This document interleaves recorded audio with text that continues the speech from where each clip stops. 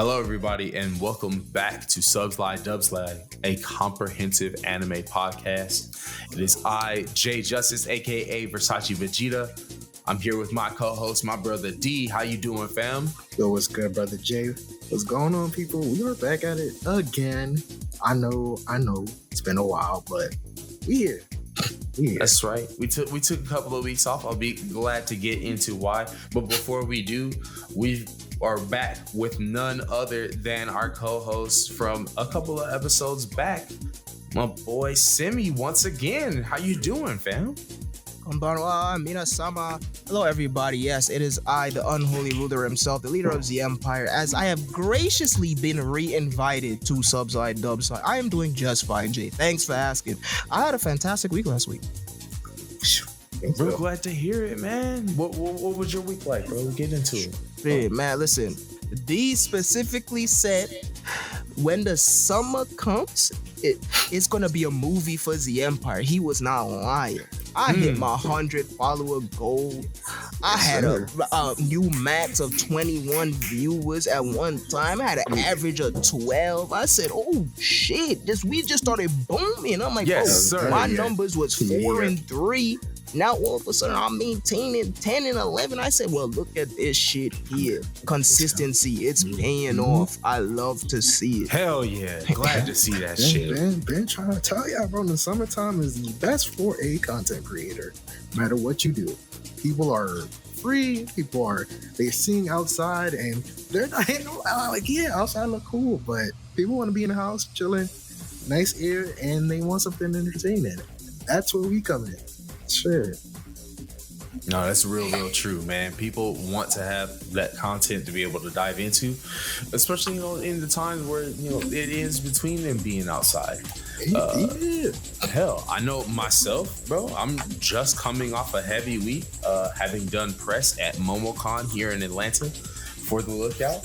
I was joined by none other than AD of The Lookout doing press out there. Had a really great time at the convention. Met quite a few different black creators in the anime space. Quite a few different cosplayers, man.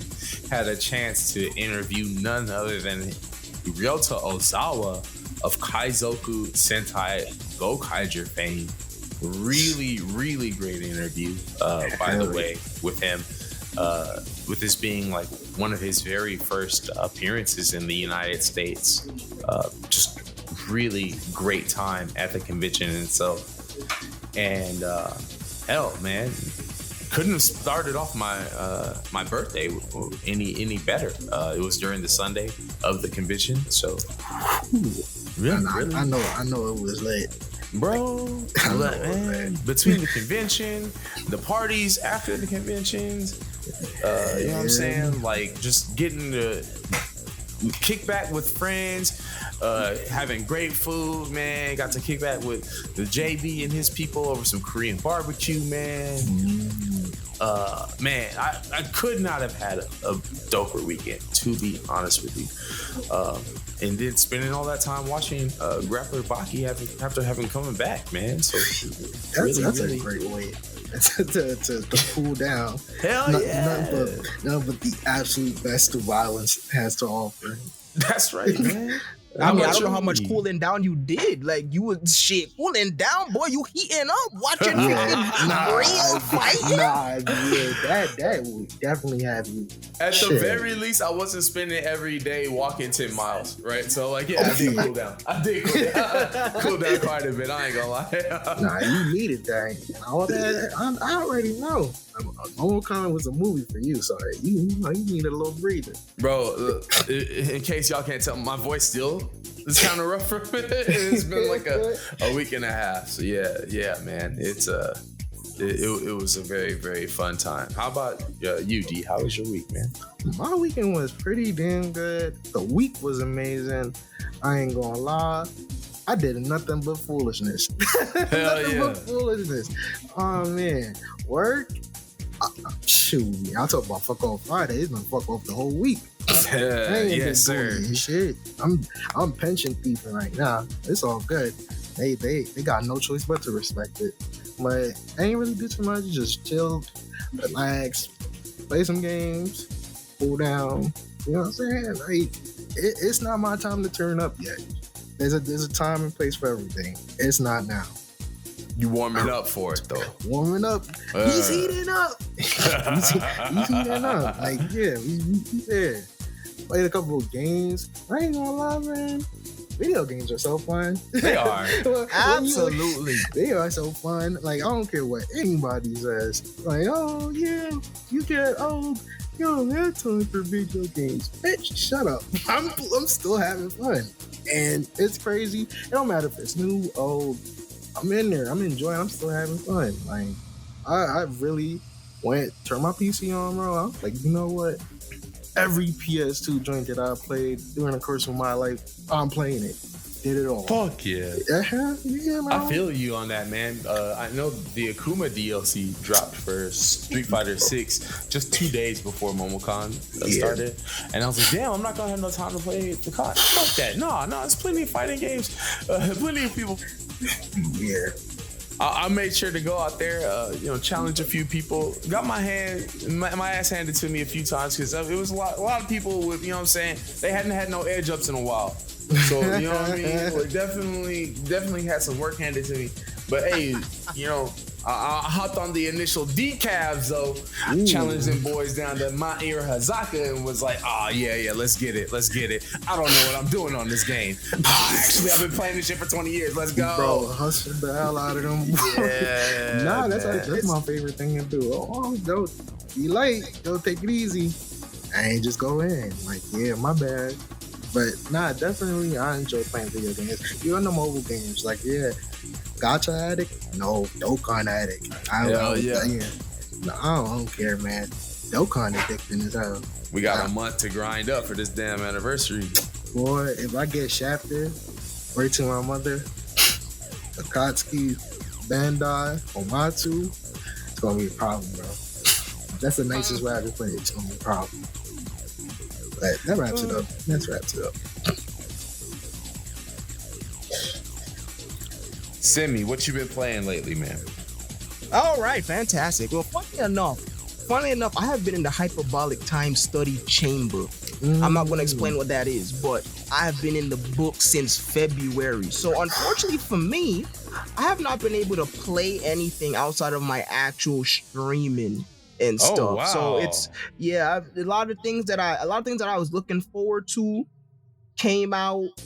And just been there. I'm getting emails like every week from Steam talking about all the games I wanted came out.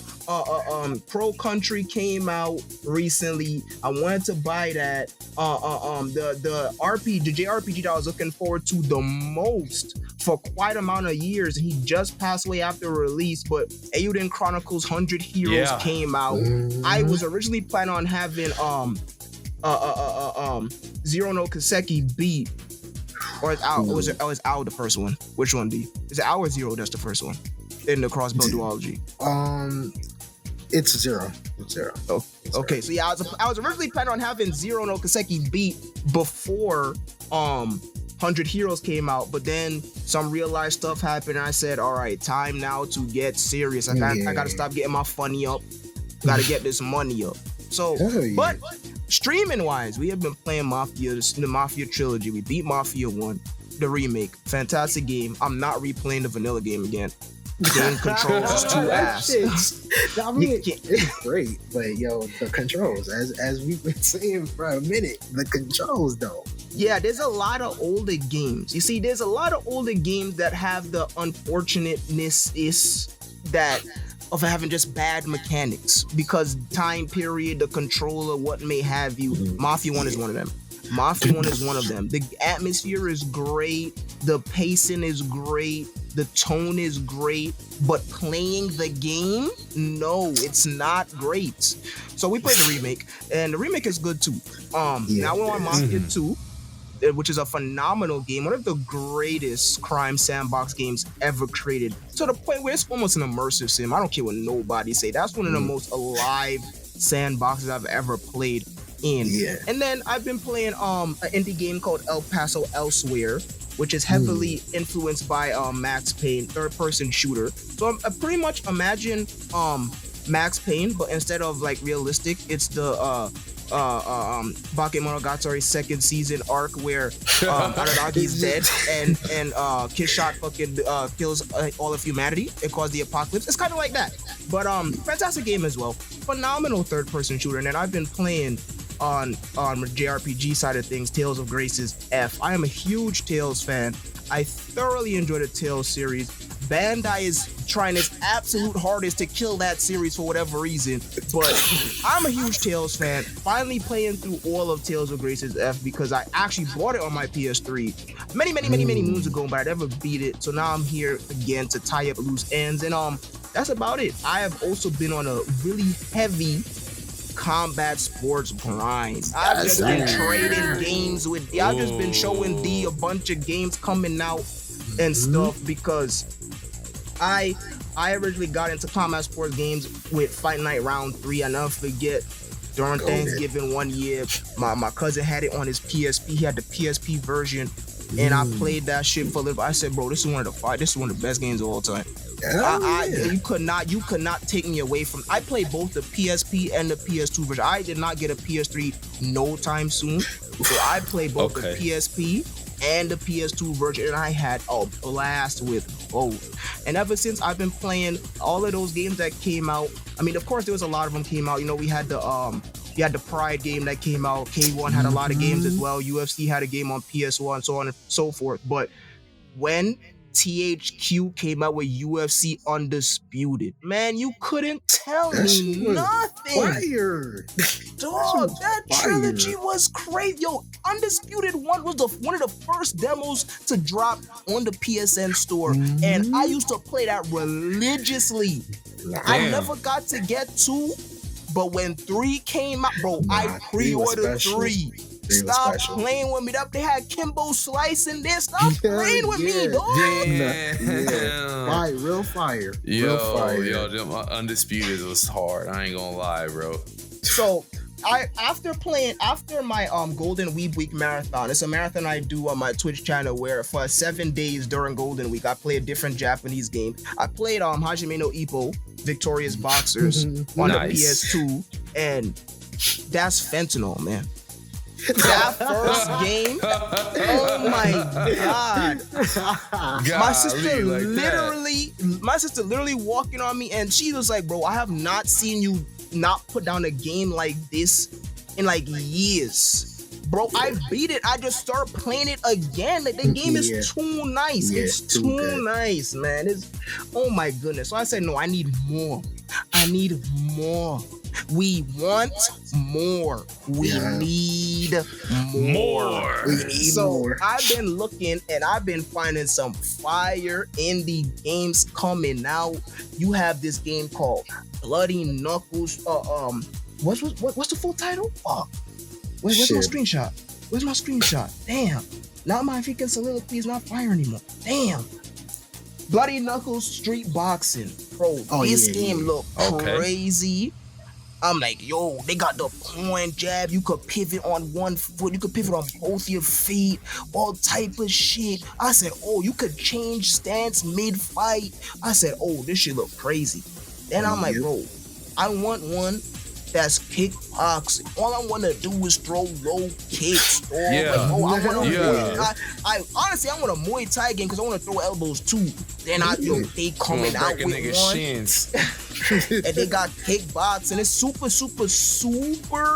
alpha, pre-alpha. He didn't even come out with a title for it yet. He got some gameplay, and oh my gosh, bro, this shit look crazy. Throwing the Tiger Knee Alpha. Shout out that boy Sagat for real. Like, oh my goodness, you could block both upstairs and downstairs at the same time, clinching, throwing kicks and punches at this. I'm like, bro, I pray he keep up the momentum and actually finish developing the game because this shit looks nice. So yeah, I've been a crackhead for punching people. Yeah, you played Victorious Boxers too, and you enjoyed it, didn't you? Who enjoyed it? That game was the GOAT, man. Real shit. Yeah. Alright. Everybody on the internet talking about, yo, this the best one in the series. I'm about to make it y'all lie to me on that game because that shit not better than one. What is wrong with them? That shit is cracked out. And How you make a sequel that's worse? That shit just speeded up crack. I really thought it was my emulator, bro. I thought, like, yo, what's wrong? What's going on? Is my game just speeding up? No, that shit is really to go full speed. Never again. Never again. Man, listen. When it comes to throwing hands, there's gotta we talking about some of the best games that have done it.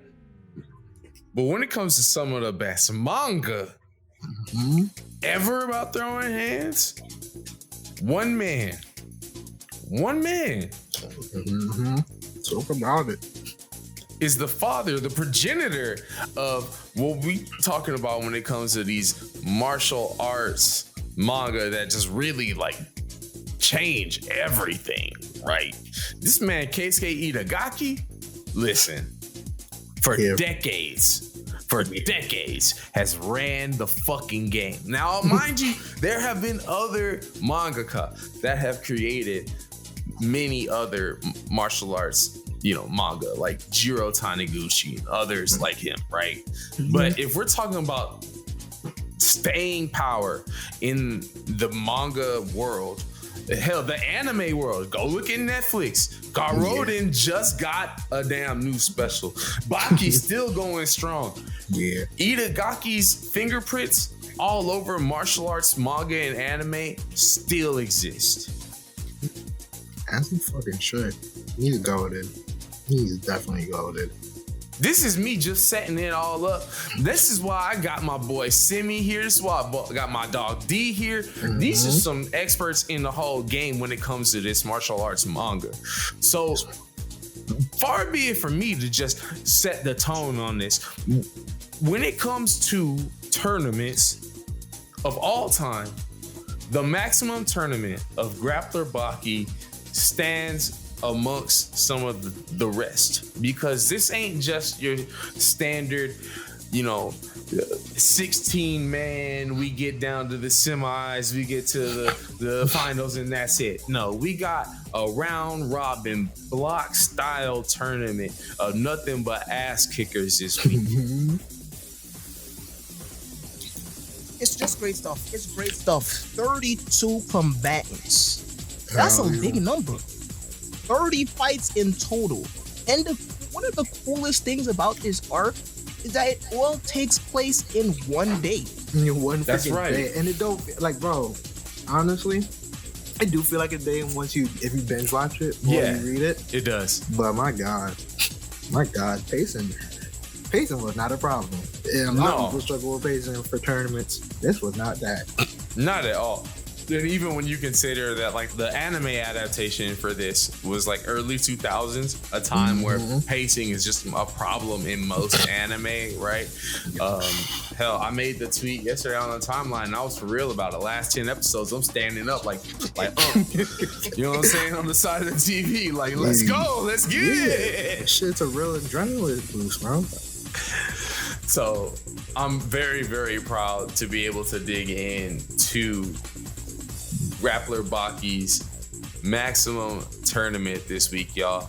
Tune in after this quick little break as we get right into it. The legacy of savagery continues.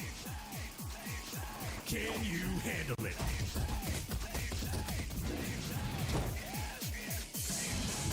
With a kick to the head and a fist to the face, Baki Hanma shows no mercy. Baki has the edge and brutality to it that sets it apart. On a path to legend, one brawl at a time. Stand in his way, you get dealt with. You call that pain? I wouldn't celebrate just yet. Baki the Grappler Season 2 box set. So with a series like Grappler Baki, this is one that's been around, like I mentioned earlier, many, many decades. The anime itself, the manga, even longer. So I'm sure we all have various histories with how we've come across to this manga. So this week, Simmy, I want to open up the question to you. How did you come to know and love about the Baki series, and how long has this been in your life with you? It's very interesting because a lot of people, right, they say things like, I grew up with One Piece, I grew up with Dragon Ball, I grew up alongside Luffy. For me, it's Baki. Me and him grew up together.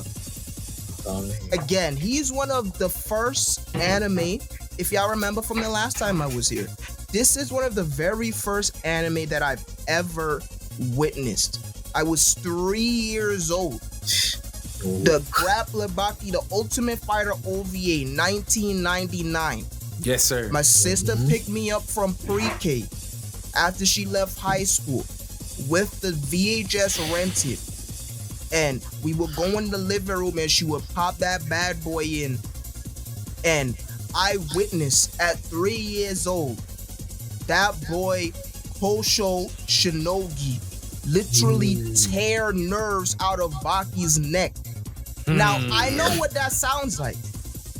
That can pretty kind of like fuck up a child's mind, But for me, I'm a type of person who, I hear the call of the ring. Combat is something that I absolutely love, and I have always loved, and my entire family has always loved. My mom and all of her siblings watched wrestling when they came over here, when my grandma finally moved them over here from Trinidad. My sister and my older cousins watched wrestling when they was growing up, and I inherited all of that. I absolutely love the sacred battleground known as the ring, and I always will. And Grappler Baki is a series that I have been literally following my entire life. It's not a joke. It's not hyperbole. Since I was in preschool, the series is still ongoing, and I'm still reading it. And I just love absolutely every single thing about it. I watched the OVA, watched the TV anime, and just read it from there.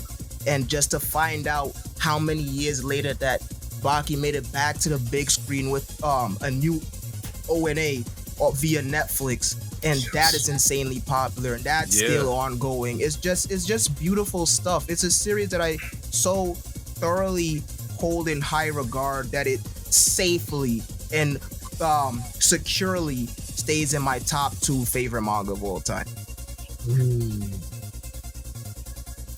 Honestly, this is one of those ones where, much like you, like it's one of those where it's kind of always been in my love for anime, right? Yes. I can go back to, the era of buying DVDs at Suncoast and Sam Goody and seeing the Grappler Baki, Baki the Grappler DVDs there, right? I remember renting these at Hollywood Video and being like, oh, yo, these dudes is fighting. Yo, because I grew up on, your Fist of the North Star, your Dragon Ball, your sort of like combat animes where, it wasn't as grounded as Grappler Baki. So what I really loved the first times I watched it was like, yo, wait, so we're just focusing on how tough these dudes are. They just trained a bunch. That's it. They ain't got no powers. Like, I remember as a kid, I was kind of like, oh, this is like Street Fighter if you take out the fireballs, right? No real shit. It is. But like that sort of like attention to, what sort of like practitioner that one of these masters focuses at, how much they've trained, what sort of strange backstory there is to their training regimen. All of that was what stood out to me. And though years throughout, it wasn't something I always like kept up with. I always just like, oh no, like, oh, fuck with Grappler Baki the long way, right? So like you said, to see a whole new generation of anime fans be able to fear the name that is Yujiro Hanma, right? Yes. It's really dope to see that and know that this series has had that lasting power to where a whole 20 years later, I'm able to fall right back into it the way I did when I first found it. It's just great stuff. It's just absolutely phenomenal stuff in every sense of the word. And I'm a firm believer that Keisuke Itagaki is up there in the Mount Rushmore of drawing fights. I've had him up here with Toriyama easily. Because the way that he draws fights, how he perfectly captures the flow of movement and the way the eye floats over the panels as you're reading it, just like Toriyama does, but in a different sense. One of my favorite things that Itagaki does when there's a fight is he'll draw a sequence twice. So he might end a sequence with like a high kick and I should say a right straight and then a left high kick, and then he will, in the second chapter after that, he will redraw it from a different perspective. Yeah. And it's just beautiful stuff. He knows what he's doing. He knows how to get across not only the tactics, but the flow of movement, impact, the brutality, and most importantly, what the characters are feeling and their reactions without writing a single word. Yes. Togashi. Yo, you right about it, man. But it is one of those things where, it's all about the detail in the movement and the flow of movement, and the detail in each strike, or even just the emphasis in how they move that strike, right?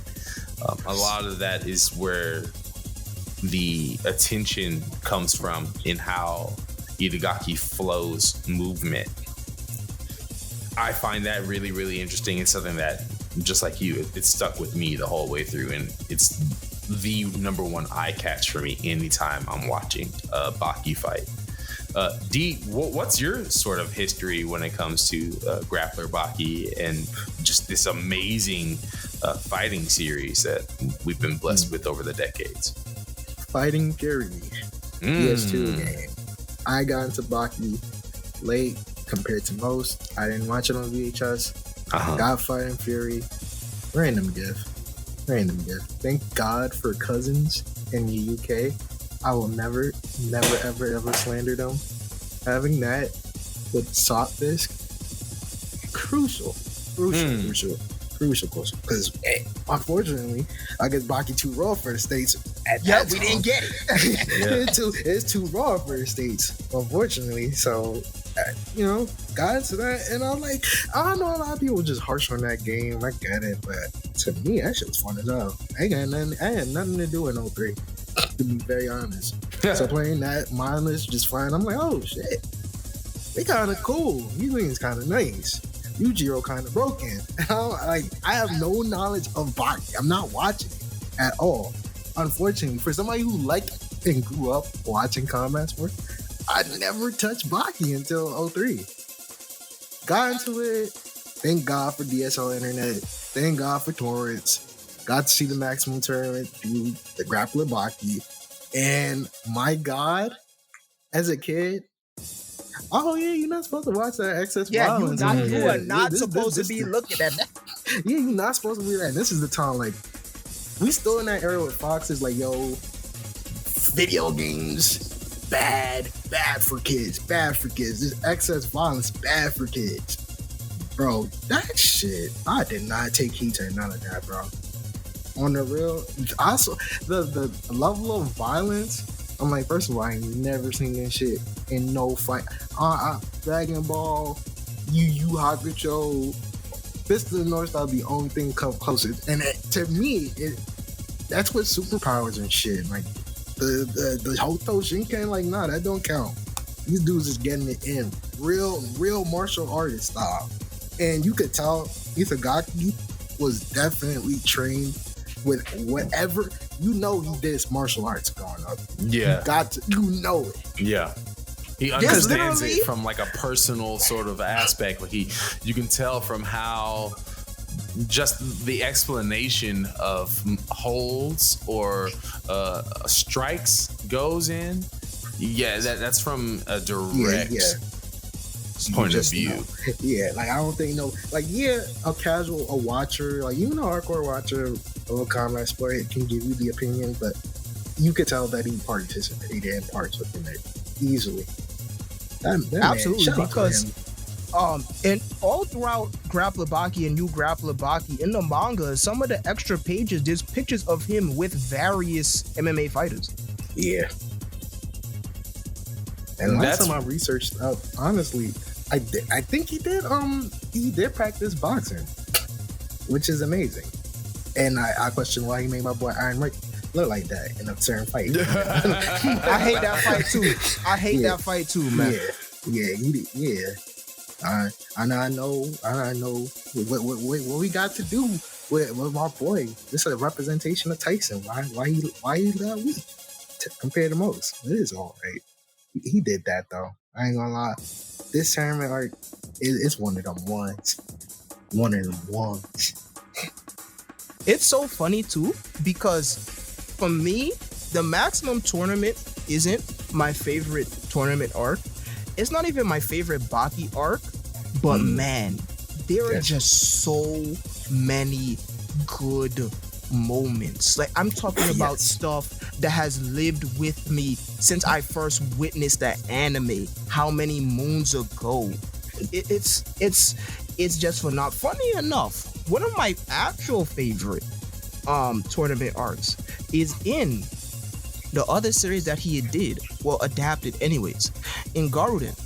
Garuden's tournament arc is actually one of my favorite tournament arcs ever. And one of the sole reasons is because the main character is not in it. And I thought that was one of the coolest things ever. The main character is watching the tournament, and we get to witness every single fight in the tournament. So you really don't have no idea who's winning this.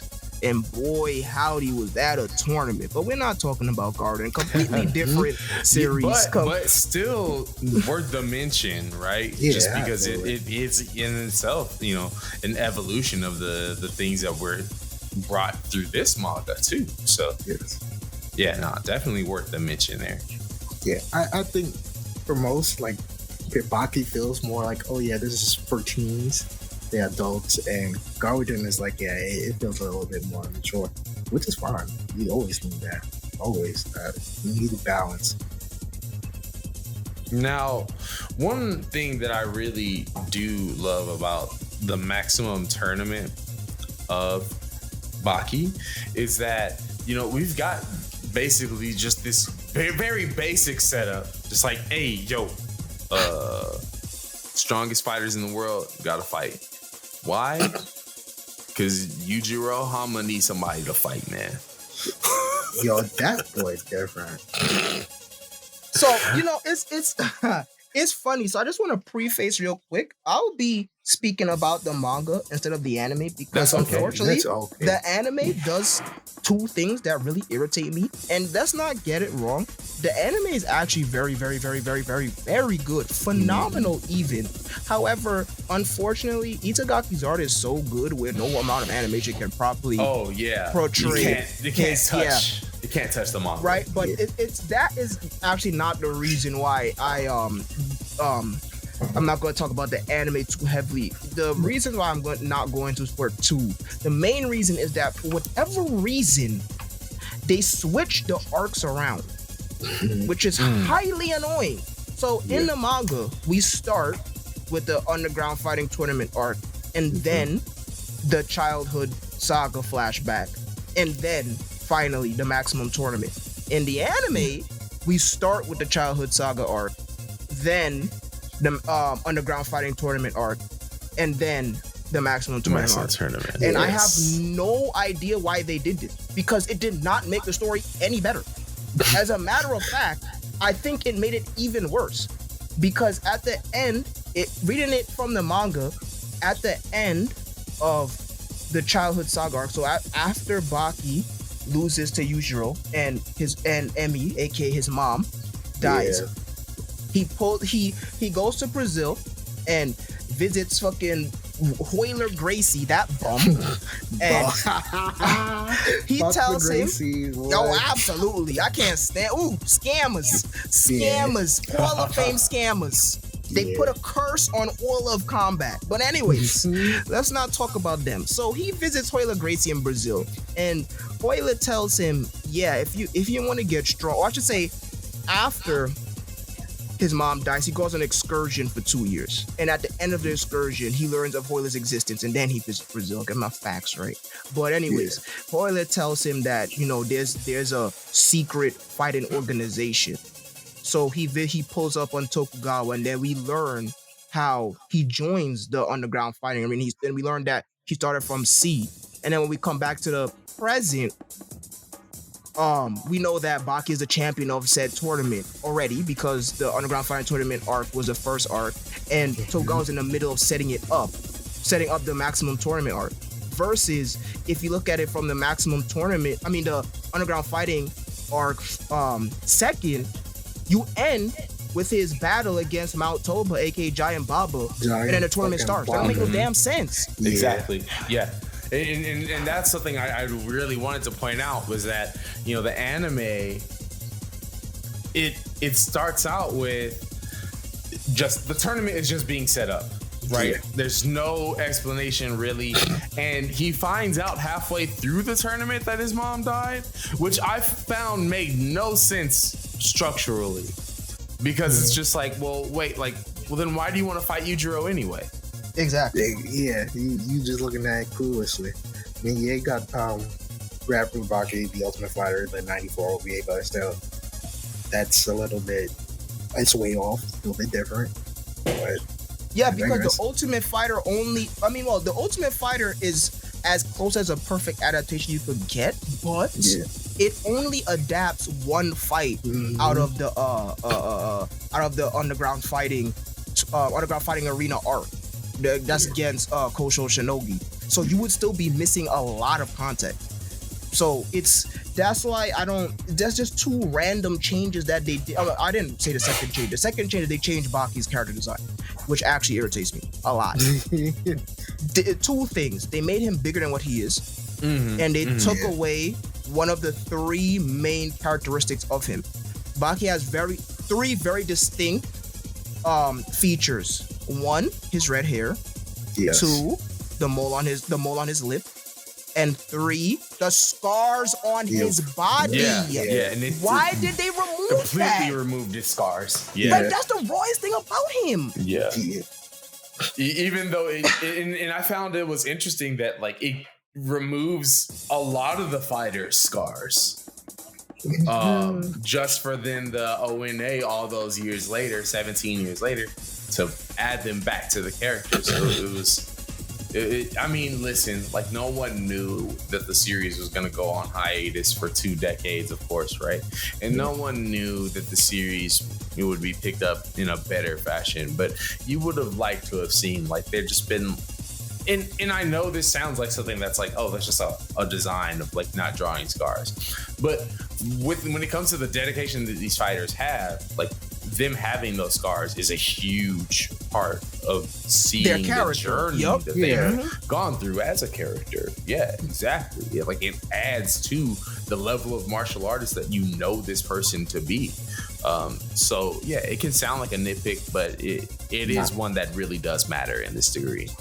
Yeah, and just to piggyback just a little bit, because we're going to get there naturally as we go through the course of the arc, but removing Baki's scars actually tremendously hurts the arc, because we saw that he got those scars from fighting the Yasha 8 during the childhood saga. That's right. And yes, and then the son of the Yasha 8, he wanted his revenge. So if he doesn't have his scars on him, you're like, well, what the ape angry about?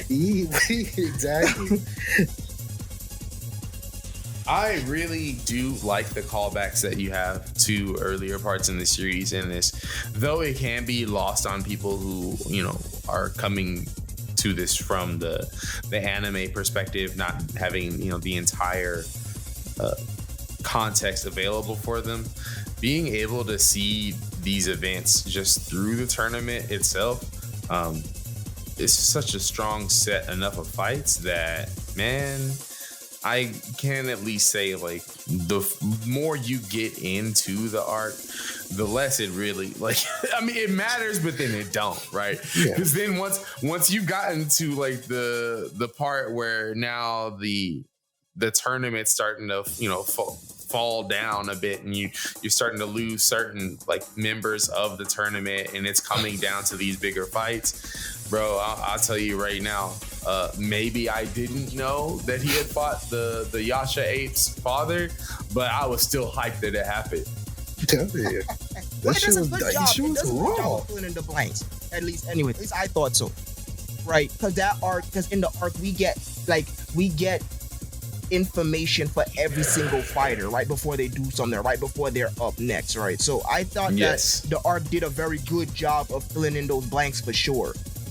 But of course, it's like, you know, it's kind of like you jumping straight into Baldur's Gate 3 and they give you little 20-page, little 20-word fucking paragraph of what happened in Baldur's Gate 1 and 2 type shit. Like, it works, but it's not the full experience. And yes, I'm a fucking elitist. Eat my ass. But you know what? Like, the thing is for a series like this, like, having the full experience does make it a little bit more worth it, to be completely honest. So I really do get where you're coming from. Now, we've talked about just, you know, setting up the tournament in and of itself, right? The maximum tournament is very easily explained. Just some of the world's greatest fighters from a very diverse range of different backgrounds of martial arts that are participating in a tournament where the fights can basically be won by knockout, submission, or your opponent's inability to continue. There are no rules except you can't use weapons on purpose. And that's very, like, you can't use weapons on purpose is the wording of the rule, because oftentimes, like, you'll have someone use like a toenail to stab into somebody, and it's like, oh, that's just what happened because he hadn't clipped his toenails. That's not really a weapon on purpose. Or, you know what I mean? Like, or like something wild will get involved, like a goddamn animal might, fucking, you know, anaconda might fight for somebody, and it's like, hey, just because they used an animal as their fill-in fighter doesn't mean they were using a weapon on purpose. So this is something where, look, even though we don't have these incredible powers in these fights, we're talking about Jujutsu Kaisen levels of just ridiculousness that can happen. And I would say Jujutsu Kaisen doesn't have shit on the levels of ridiculousness that Baki can reach, with it not being so far of its head up its ass while doing it. You can have the most basic of concepts of like ridiculous moments happening, and it just is some of the coolest shit ever. Yeah. So let's talk. What are some of the most ridiculous moments in this tournament that just made you go, this is why I'm fucking watching / reading this? We just spoke about one of them. They really had this man, Alexander Garland, German suplex a snake 2 times. Like, bro, I'm laughing. Dog, this is one of my favorite things about Keisuke Itagaki. Similar to Hirohiko Araki, he purposely puts bullshit on the page, but he's so self-aware because he will usually have the characters, mostly Baki, react how the reader would react. So he know he putting nonsense on the freaking paper, but it's on purpose. He's so self-aware, and it I hate to say it's for a reason, because Lord knows I can't stand when the little burgers on the internet say that stupid ass fucking phrase. But it is actually for a very good reason, and the fact that the characters are like, bro, what the fuck is going on? Just as you, the reader, are saying, what the fuck is going on? Goes to show you that he's not up his own ass. He's like, yes, I'm putting fucking silly shit on this page, and it's raw, and it's so goddamn raw. But Garland freaking German suplexing a snake is hilarious. But one of my most ridiculous in the scope of like crazy feats, it's not up there, but it always makes me laugh. Why the fuck Did Mount Toba think it was wrong to do some Street Fighter 2 bonus stage shit and just fall from the ceiling on a freaking car? Why did he do that? That's not wrong. For the love of the game. For the love of the Just for the love of ridiculous bullshit, boy. It's so funny. They like, yo, they bringing out a station wagon. What does this mean? And he's just in the ceiling and he just fall down through. Bro, I'm screaming. Why did he do that? He got a bad knee and he just slammed through a station wagon and he get up. And they cheer. I'm like, bro, I'm not cheering for that.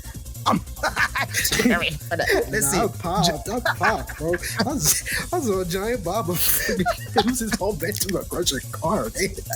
That's amazing, bro. I'm sorry. Oh, shit. Or like, That's goddamn, so funny.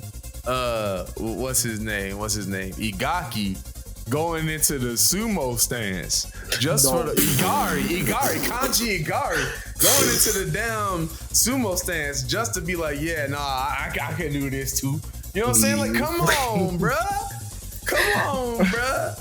Baki wound up showing that boy up, man. I feel like they would have like pro wrestlers that are in these tournaments too. And this is what this is something I really fuck with Baki about. They take every form of fighting serious. Like all of them are taken serious. So even though you have pro wrestlers that are considered pro wrestlers in the fight, you have moments like the crowd building up and cheering for them as it making them stronger, or like them gaining momentum and doing certain moves in the fight leads to them being able to pull off a move better. Like, it's the fact that these fights can exist in these very simple rules of that's gonna cause this martial artist to have an advantage when using this style. But it's not within this mind-breaking, like, oh, but you see, it was because he was using his power at such a percentage that he was only able to, like, no, it's dead ass, like, oh, no, this judoka could only use the momentum of his throw, and dude just slipped out of it because he's a good wrestler. Yeah. It's fantastic. As you said earlier, Jay, Itagaki is so obviously a wrestling fan, and it really helps watching Japanese professional wrestling, aka Puroresu, aka Puro, because you got a lot of the context. He did an amazing job of adapting Antonio Inoki. That first entrance when he came out and with the sai, it's some of his most beautiful panels. When he did the knuckle arrow, like when I was reading those chapters, it's like watching Inoki wrestle. Rest in peace, my boy. Rest in peace, Antonio Inoki. Rest in peace, Giant Baba. Rest in peace, the founders of Strong Style and Kings Road. But man, Igari is easily one of my favorite characters in the entire series. And it really makes me sad that Itagaki doesn't include real life people like that anymore. I should say active, alive, real life people like that anymore. And Baki, and of course, different times he gets sued and shit like that. But man, he had a lot of fun in Grappler Baki and New Grappler Baki. That boy Igari, son, stop playing with me, man. Yo, he was so raw. That's like his real life counterpart. And my boy Mount Toba too. Listen, I don't care what nobody say. Toba would have beat my boy Retsukayo. If he would have hit that freaking mountain drop, it would have been over for him. Yeah, exactly. Talk about it. Sure. This is something where, and you touched on this a little while ago, Simmy. If you are a fan of Japanese style pro wrestling, you'll really feel the weight of the moves that are done in this. Like, whenever you're watching, your All Japan, New Japan, what have you, right? And you see somebody hit a Snapdragon suplex and it looks like, damn, that man's neck is broke. That's how it feels when you're watching somebody hit those kinds of moves in Baki, right? If somebody busts out a crazy suplex in the middle of a fight, like, it's not just like, oh, and then dude got up. Like, it's like, no, like his eyes rolled back. He had to get up and kind of stomach that, You have just very basic, like, exchanges of techniques that in other mangas would just be like a couple of panels of fill-in. Whereas like that is the entire impact when it comes to a Baki fight. And that's that important word too, impact. Funny enough, in a different land than here, I also was speaking about manga, specifically manga fights and what really sets the tone or what really makes a good manga fight versus a bad manga fight. It's a meme because I said the word impact like 50 million times, but impact is really important because you really need to be able to feel the weight of attacks. Just like when you're playing an FPS game, the guns need to feel like they have weight. Same thing when you're reading a manga. Those attacks, every single punch, every whiffed attack, full frontal attacks, grazes, they all need to feel and have that weight. And Itagaki is a master of doing so for all types of strikes. Punches, elbows, headbutts, kicks, slams, submissions, you name it. And it's just so good to witness, both in anime form and in manga form. In manga, yeah, they definitely show it. It's crazy. Even with the little censorship of the anime, I still like the impact is still there. It's still there. It's a point where you want to clutch up a little bit. I'm like, I'm a grown man. I've seen violence before. I'm like, oh shit, certain strikes. You're like, oh bro, gouging eyes. I don't care what y'all. That shit made me jump. Yeah. Yup. That shit made me jump. I'm like, bro, you did that? Sure. Certain things like, you know, like people just going for a kidney shot and it really like, yeah, you felt that much. yeah, exactly. Like the fight will pause and it's just like, oh damn, like that really got him. Or, you know, even doing simple techniques like, you know, like the slash of someone's hand past someone and then it's like boom, no, like they're suddenly gushing blood out their neck. Yes. Like very, very simple exchanges can lead to the most like deadly sort of results. And that's another reason why it's so easy to get captured and really drawn into these fights with Grappler Baki, especially in the maximum tournament, because it's like you mentioned earlier, Simmy, this is something where Baki's walking in as the champion already, so seeing him be really pushed to the limit all the way throughout, like, man, this isn't one of those where it's just like, oh, okay, Goku beats everybody. Nah. Even though that's never how Dragon Ball worked to begin with, right? But let people tell it that aren't paying attention, and that's the only thing they get from it. If you are not paying attention to Grappler Baki, yeah, that could be the only thing you get from it. But if you are paying attention, every single fighter has a certain sort of character growth that they have to mentally or physically work through. Something that they have to overcome, whether it be, you know, just their own values as martial artists, the level of training that they've always had to commit to. You know, you've got characters like Jack Hammer, right? Jack Hama. When you're introduced to his backstory towards the end, like, it's just ridiculous. Like, this dude was this frail fighter that just threw everything into trying to become the strongest and could never progress. And it wasn't until the scientists had experimented on him, giving him the world's most powerful like PED ever, that he was able to tap into his instincts. But it's like, yo, no, you're so strong that your basic animal instincts take over. Not even to mention the fact that we find out that he's the half son of Yujiro Hanma. Sorry, Jay. I have to cut you off just for one moment. I need to say this. I need to stress this. That twist, that plot twist, is one of the biggest plot twists of my entire life, of my early childhood. Let's talk about it. Learning that Jack, the last name is not Hammer, it's Hanma. Yeah, that shit was and he too has the blood of the ogre in him, bro. That carried with me for my entire life. I don't care what nobody says. It's genius. And speaking of genius, I want to say this. Itagaki is full of shit. He liked to put a bunch of nonsense in his stuff. However, he is a phenomenal writer. There is so much good character growth, character exploration, depth, explanation, and most importantly, foreshadowing that I will make sure to stress about when we get to it. But now having experienced this arc for a third time and being fully caught up, there is a mountain of foreshadowing in this arc that goes into the rest of the entire series, and it was absolutely marvelous to see. He's a master with the pen. He's great with character personalities, interactions, reasons, motivations, and just their stories in general.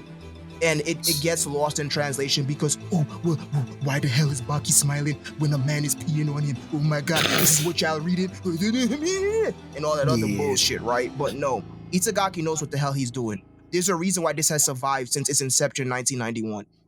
It is not luck either. No. It's because his way of telling stories through fights, it's unique. Like, there are those manga where you're like, okay, like we can look at the road of how, you know, shonen manga has progressed through the years when you follow, you know, that trail of Kinnikuman and Hokuto no Ken, the Saint Seiya to Dragon Ball to, you know what I mean? Like, you can sort of look at that lineage and be like, okay, I see how that genre has continued. When you look at martial arts manga, and I'm not talking about like shonen, seinen, like in these small little like, you know, wheelhouse demographics. I'm talking about martial arts manga, just pure. This has carried its own flag. Oh yeah, absolutely. For so long. Like, there might be manhwa you can think of where it's like, oh yeah, those are great, like martial arts stories. But manga, unless there's something that I'm just not thinking about off the top of my head right now, and please correct me if I'm just not hip. Garoden and Baki, both of which are, you know, Itagaki works, have really been, you know, the flag waving, you know, flagships of this genre. Yeah, I'll say no, that. I absolutely agree. I absolutely 100% agree. Because, you know, me, as a meathead, so funny enough, for anybody who, you know, their first exposure to myself, I'm nobody, but anybody whose first exposure to myself was the last time I was here when we spoke about the Fate series, I might have come off as somebody who likes things that are, you know, has a lot of moving parts and that's more complex and things like that. But funnily enough, I would 101% be classified as shonen trash. The majority of series that I look at when it comes to Japanese media is geared towards boys. And specifically, I like fighting. That's the thing that I look at the most. It's what I grew up on, and it's the thing that I have the most experience with. So I am a purebred meathead. Point blank, period. Not as bad as some of these other dweebs, but I'm a meathead, and I'll be the first to tell you that. So there's quite a bit of other martial arts series that I think are really cool, like Koko Tekken Tough and its sequel Tough, all around the Meguru. What is another one? I mean, if you want to classify boxing as martial arts series, I really don't want to, but you know, you have your Rokudos and your Ashinojos and your Ippos. But I actually, funny enough, I classify boxing kind of differently than martial arts series, which, I mean, kind of splitting hairs, we're arguing semantics, it still counts as it. Oh, you agree, D? No, yeah, I definitely agree. Yeah, but there was another one that I forgot. What a big one, Kengan Ashura. I was just about to. That would be holding it down. That would be the other one. It's really holding it down. Thankfully, it's holding it down. Yeah. So like, but none of them, even Kengan, is nowhere near as popular as Baki. And I listen to a bunch of series that I like a lot, but they're nowhere near as popular as Baki, which is unfortunate, actually. It just goes back into what I said earlier, that the fall. Oh, I forgot one. One of my favorite manga ever. Fucking Fucking Kohinata Minoru, Karate Shokoshi Kohinata Minoru. Okay. Phenomenal. And see, again, one I've heard of a few times, but just don't have the personal experience with yet. But yes, all of those series familiar. are just not popular, and then it really goes to show the downfall of just pure martial arts manga, pure MMA manga, where that's all that's about, without any type of powers or saving the world, or they're not actually fighting. This is a fucking metaphor, air dear. Jesus Christ, I can't stand old great. But anyways, Baki, Itagaki, he just holds that crown, and it's unfortunate. Just like Yude Tamago holds the crown for wrestling, Itagaki holds a crown for martial arts. And it's like, I want more though, because I don't like monopolies. But damn, those two are just those three, they're just really good at what the fuck they do. Mm-hmm. Oh, for sure. Without a doubt, man. This is something where not only has he created, these stories that will last forever. Look, we've talked about the character a couple of times, but I think it's time we really unveil the curtain. He's made one of the most iconic manga characters of all time ever, as well, with Yujiro Hanma. We're talking about somebody who, if you're gonna be anime fan, a combat anime fan, combat manga fan, you might be familiar with the terrible art that is known as power scaling. The biggest sin ever. Subs lie, dubs lie don't get into them kind of conversations. I don't want to talk about it. But if we was to, we would not be like, okay, but he can't beat Goku ass. It would be like, okay, but he can't beat Yujiro Hanma ass. Like no different. You definitely can. Yujiro Hanma is a character that surpasses even one series, right? Because he show up in Garoden, don't he? Or is it just the game? No, it's just the game. He's a guest character in the game. I was about to say, because if he's in the real Garoden too, then that's nuts. But he's in the game for another series. Funny enough, Jay, if Itagaki ever continues, because it is on hiatus, he didn't continue adapting the light novel, but he might actually be crazy enough to put Yujiro in there, because the Garoden manga has a manga exclusive arc. So I wouldn't be surprised if he ever went back to that, if he just do fucking Yujiro in there anyway. And that would be so raw. Stop playing with me. And so many people want Kengan Ashura versus Baki. Why? I know. Look, I think a lot of it has to do with the fact that Netflix did have that little advertisement where it was like the two crossed over in an art piece. That was it, right? Internet goes nuts for things like this. We know that, right? So look, if that was to ever happen, we already know Yujiro is gonna go run roughshod over there too. But that freaking Ultraman versus Devilman ass crossover, bro, nobody wants that. Uma cannot touch Baki. Yeah, sorry. At any point in Baki's life, he's not touching him. He's not touching him during the childhood saga. He's not touching him during the underground fighting tournament arc. He's not touching him during the maximum tournament arc. And he sure as hell is not touching him in You Grappler Baki, Son of Ogre, or either of the two Baki though. Stop playing with me. Just stop it. Don't put up let alone this man Yujiro, who, you know what I'm saying? Listen. While he doesn't have the most focal part of the maximum tournament, it don't happen without him being in the background. You know what I'm saying? Without him being this boss villain that everybody knows that you can't even put hands on him. 9 people fucking put themselves up to try to fight him, and they're just we can't do shit to this man. In seconds. Right? Don't forget that. In seconds. Right? This man rips off Kaio Ryu's face. Just rips it off. Tears his damn face off, bro. we're talking about a character, like, if you're familiar with fighting games, right?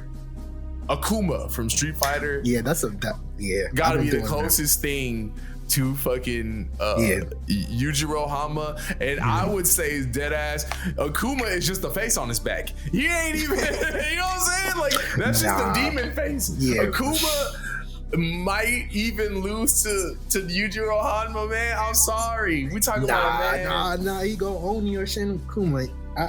Shin Akuma? That's different. Yeah, that's different. Front the brakes. I love you, Jiro. That boy different. I'm all for it. I'm all for the brokenness. Especially with that manner. When you do brokenness and it doesn't feel off, by all means, go ahead, brother. Because I definitely feel that. He definitely gets final boss energy from the minute you see that motherfucker. Cell losing to Yujiro Hama. Bro, all that regeneration bullshit, bro. He might sink the whole cell game tournament. Please drop it, bro. Yeah, he got one thing he can do. Smoke, bro. There is one thing in his life he do regret: stepping up to Yujiro Hama. Yeah, you're not gonna do nope. Sorry. You know what I'm saying? Yujiro would do Hoto Shinken against Raul. Like, stop playing. Yeah. No, yo, he would absolutely perfectly mastered. Absolutely. I'm sorry. Oh yeah, man. I'm sorry. Lubu? Running away from Yujiro Hama, bro. Yeah. Ryomen Sukuna. Yo, I've seen the talks on Twitter. Let me tell you this. That boy Sukuna, bro. Yeah, no, sir. No, sir. Stop it. Please stop it. Y'all see you see one mangaka struggle to kill down his own creation. Y'all think he that tough? No, sir. Sorry. He not moving me. He not moving me, bro. I'm sorry, bro. I seen the talks. My For You page, y'all want to glaze up? Bro, sorry. He packing up Sukuna. I don't care how many times he used Malevolent Shrine with a goddamn with a binding vow with motherfucking, you know what I'm saying? I don't care. I don't care, bro. Yujiro's asking, make a bounding line with me. Like, bro, all that shit. Come on, bro. He gonna hit Yujiro Hama with 10 black flashes. I don't care. Yujiro Hama is walking through them shits, bro. You remember when Broly walked through Goku's Kamehameha? Man, Yujiro Hama walking through Broly's head in that scene, boy. Okay. Yeah. Original Broly, all that bullshit. Oh yeah. Yujiro definitely do me a favor. He getting Broly the hell up out of there. All that crying baby bullshit. All that Kakarot. Yujiro gonna have him scream. No, he gonna be screaming. He's gonna be screaming that. That's how you make an OP character. That's what's up about. You think we're bullshitting, bro? Listen, with the anime, it ends completely unrelated to the tournament in this arc. It ends with Yujiro Hama walking out of the White House, the United States of America, saying, we can't do shit to this nigga. Yup, and that is a full blown and that's plot where it point. ends. That's a full blown plot point in the entire series. Every new president must swear allegiance to Yujiro Hanma because during Bush's presidency, he single-handedly raided the White House and pulled up on him. He single-handedly defeated the U.S. Army, and he said, bro, if you don't swear allegiance to me, your country done. Yeah, he definitely done all the talk. So every president, we saw Bush do it, we saw Obama do it, we just saw Trump do it. Shit, all pledge allegiance to him, and that's a real life plot point in the manga. So that's not how it ends in the manga because we got that information earlier than that. But yes, I just thought it was hilarious that the anime literally ends at that. Like it's like fuck the tournament, bro. That was the second to last episode. The last thing you need to see is Yujiro Hama owning the United States, bro. Yeah. You had to nuke. You had to nuke that boy. And he'd still walk and out of the fire. He's still walking out that shit. You might get a little scratch. That's about it. Godzilla from -1 is blowing back atomic breath, and Yujiro Hama and Yujiro standing there flossing his teeth with it. King Kong, boy, ain't got shit on Yujiro Hama. Yeah, sorry, bro. Oh my god. Sorry, bro. No, Yujiro. He's like that. Yujiro is really that guy. I had a conversation about what makes good antagonists not many, but a few years ago, and we all came to the general consensus that it's important to have a lasting appeal where you might not necessarily need to be on the screen at all times, but your actions or what you're going or planning to do needs to be felt throughout the series. We use Dio as the example. Dio sets in motion the entirety of JoJo. Everything that happens in there, even after his death, is because of his actions, his influence, right? Yujiro is another good example of this. Yes. The ultimate the anchor to of the show. final bosses. Yes, everybody, that's their goal, but they know that they can't reach him. And usually you would think, well, if you have a character where the second he pulls up, he wins, is bad. And we've seen very terrible examples of it, especially in a lot of freaking manhwa, right? But Itagaki finds a way to have a character where when he pull up, he not lose it, and it still be as heart-wrenching, as palm-sweating, edge of your seat, suspenseful, yet exciting every single time. Yes. Masterclass. Stop playing with me. The thing is, man, this is a dude who is literally just a force of nature at this point, right? Like nothing, like Yujiro Hama is the winds that blew away the Mongols from Japan, right? Yujiro Hama is the reason why the levees broke in New Orleans, bro. Yujiro Hama is the reason why, you know what I'm saying, fucking the earthquakes led to all them fires in China in 2008, bro. Yes. Yujiro Hama shows up and shit just goes wrong. Yeah, bro. You know what I'm saying? Like you can't do anything to stop this man. Yeah, and that's vibes. what I really think is like, yeah, you have this unstoppable force, but just the spirit within him, just the force that he carries as a being, for it to be like, yeah, I'm gonna put my sons against each other just to see who comes out on top. Bro, and then for him to destroy Jack Hammer after he got beaten and said, like, boy, you got beat twice today? Yeah, fuck? Yeah. Also, I was laughing. I was like, bro, I can't do nothing but respect it. My man is full on might is right. It's never changing. That opinion is never going to change. Might is right with this dude. All that soft kumbaya, my lord shit. All that shit, not wrong. That shit don't, no fly zone. Don't bring that, oh, you feel sympathy for your, no. Nah. Bro, did little Prado Jada, did him dirty the Paru way, bro. Just cause he felt bad for Dopo. That's so crazy to me, dog. That's so crazy. But I respect it, bro. I respect it. I mean, all that the talk no jutsu bullshit. You think Naruto would have worked with that? Look at him. What? Try that shit with him. He'd wind up dead the moment he opens his mouth, bro. Shit. Oh no, he's gone. He's gone. He's gone. He won't even open his mouth. He's gone. He's gone. You gonna use this? You gonna flick him with the? You gonna do? You know that Tsunade did the little flick on the finger and Naruto. You gonna do that and he's just gonna evaporate everything. Naruto's head gonna blow up. You gonna see the QB explode when he hit Naruto. Goddamn. Exactly. Yeah. We literally in the arc. We literally saw Yujiro completely defeat a Thai champion using nothing but flicks.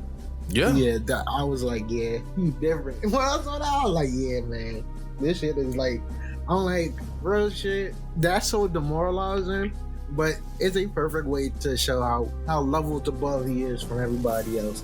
I love that shit. Like, we talking about a tournament where there was full-on martial arts masters. You know what I'm saying? We had a kung fu master show up. Just old-ass man Goki was whooping ass, That's boy. Shibukawa is one of my favorite characters. That's my guy. That's my guy. One of my favorites, easily. And Goddamn jujutsu master, boy. Yeah. I'm sorry. You got the Kenpo master like Kenko.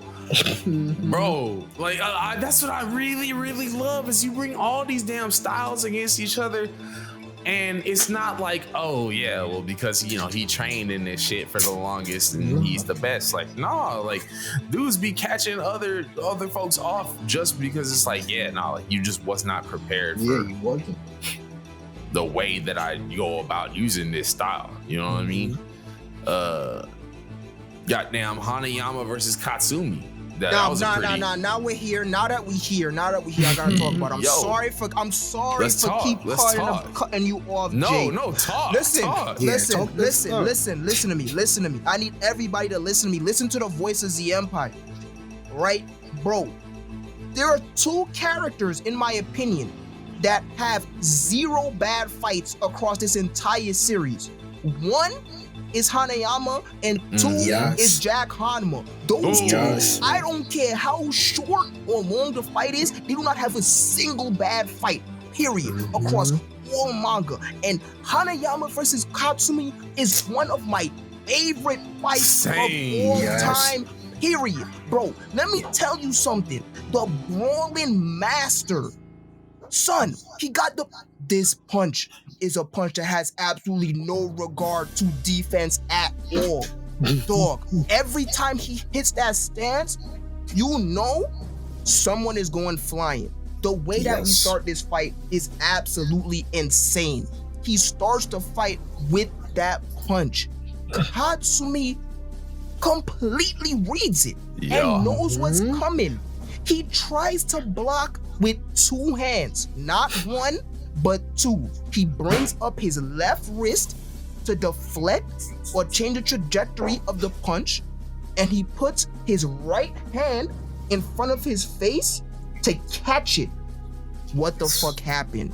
This is what I'm talking about. Threw his hand into his face and disfigured his skull, sent him flying. Stop playing with me. That is one of the greatest fights of all time. This is where we're talking about fights that are just like on a different level, fam. Like these fights here in the Maximum Tournament really make you like rethink like how any sort of fight you ever seen before in a manga or anime goes, because you've got stuff like someone like throwing counters out to try to throw off someone's entire fucking fighting style, right? You've got stuff like the battle between the Shinogi brothers, man. Yeah, that was cute. I like that. Where, you know what I'm saying, like you got people trying to cut off the, you know what I'm saying, their vocal cords and shit. One thing, okay, all right, here's one topic, because this is sub slide, dub slide, right? The show fucking says it in and of itself. Good God, I know we've been talking about how good this show is. For the love of God, never watch the English dub. Never watch the English dub. You want to talk about a dub that will just lie to your ass, like just making shit up, just bare bullshit. And I was like, I sat there and I laughed. I was like, yo, this is a classic. This is a classic shit. It's a shit post. This whole thing. It's like, you would think it was an abridged series the way how the dub carries it. So dead ass. You got the Shinogi brothers fighting over like, oh yes, well, you said you didn't trust me as a brother when I was younger, so that's why I must face you right now. When really it was all down to like, hey, yo, nah, like he was more proud to be able to fight his brother. Like it wasn't about like hatred or nothing like that. But let the English version tell it, and it's an entirely different motivation. Yeah, that's so crazy because I don't think I've ever watched the anime in the English dub. I have seen it twice now, and I think I watched both of them in the Japanese dub. That's so crazy. Bro, It's comical. Real shit is comical. I had to stop. I had to pause on the rewatch. I'm like, yo, let me go switch back to manga. Then I switch back. I just like, yo, let me go back. Let me just watch this. Cause I'm like, yo, realistically, that dub, and all I'm hearing is a bunch of Funimation old actors. Oh my and god, like, yeah. I'm You want like, to hear Chris Sabat over and Bro, over. I'm just hearing Yajirobe's voice in about 3 different styles. Yeah. Like, goddamn, who was the old man that was in Ghost in the Shell? Because he's in this shit too. Yeah. Yeah. It's really a who's of 2002 anime. Yeah. For real.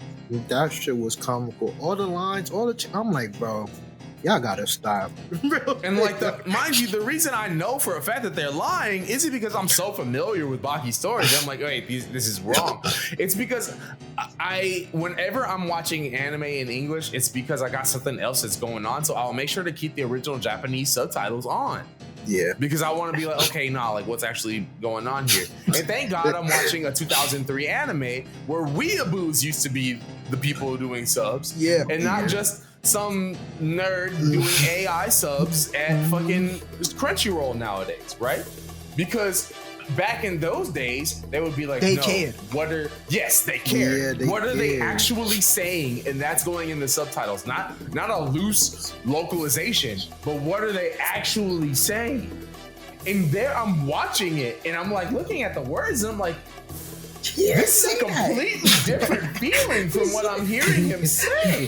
Like, you can't even like rephrase this to make it work at the end of the sentence or nothing like that. It's just wrong. It's all off. Yeah.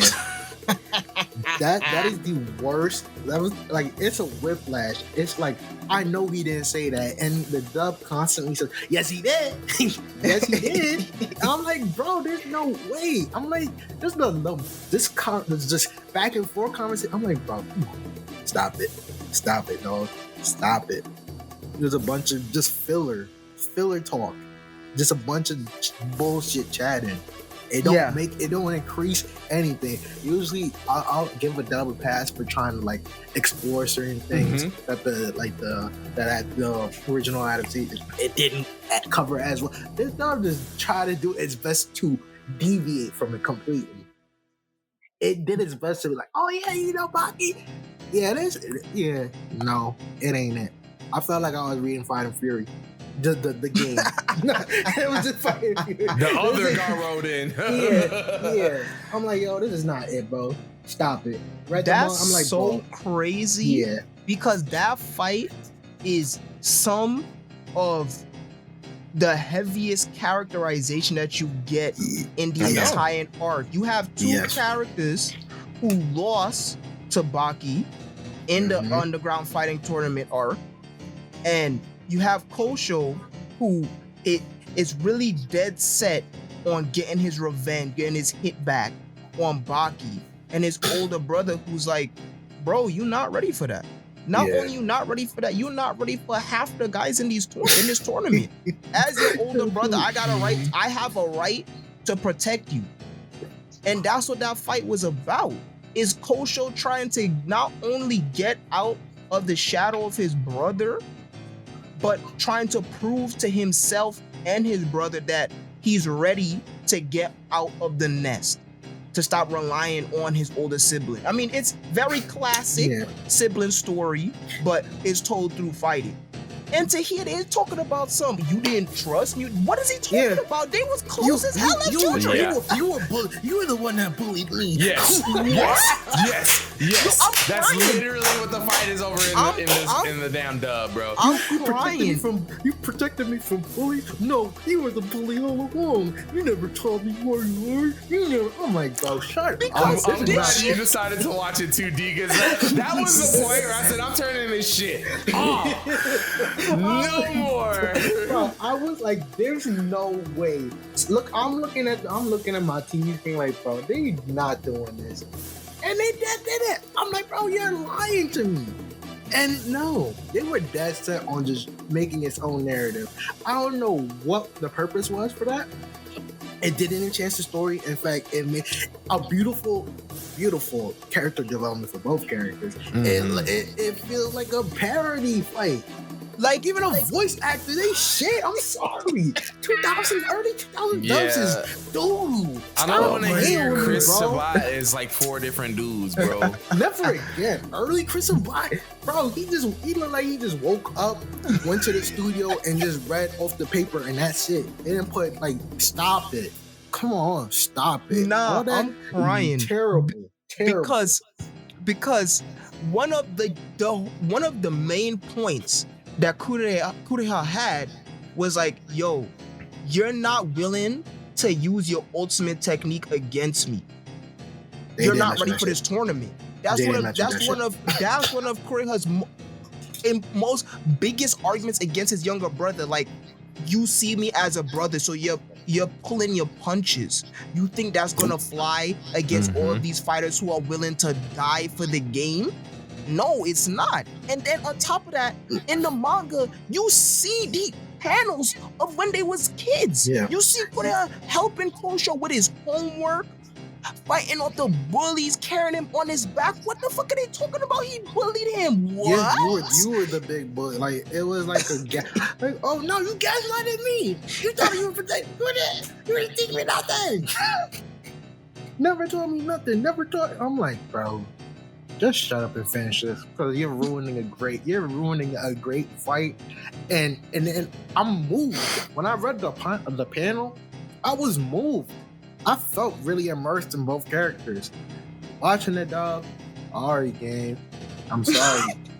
Them early 2000s, even at night, shitty. Stop playing with me. Stop playing with me. I know everybody's a big dub advocate, and I have no problem with it.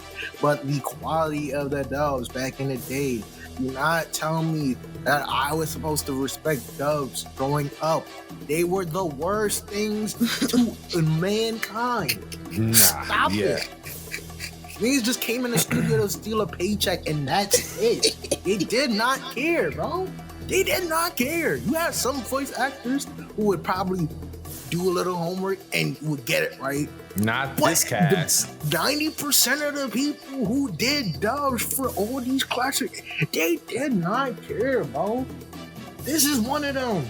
Trying your best to make a great series look like some 5 out of 10 regular. Bro, stop it. No.